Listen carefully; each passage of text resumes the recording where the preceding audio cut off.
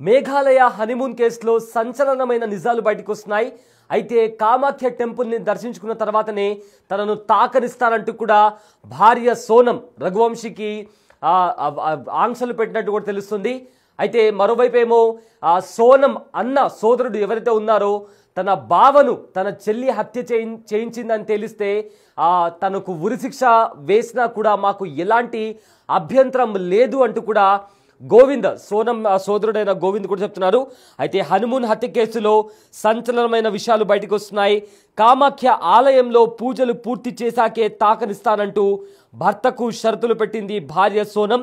తన బావను తన చెల్లి హత్య చేయించిందని నేరం రుజువైతే తన చెల్లిని ఉరి తీయాలన్నాడు సోనం అన్న గోవింద్. అయితే దట్టమైన అడవుల్లో నిండిన ప్రాంతంలో కామాఖ్య ఆలయం దగ్గరికి తీసుకెళ్లాలని భర్తను బలవంతం పెట్టింది సోనం.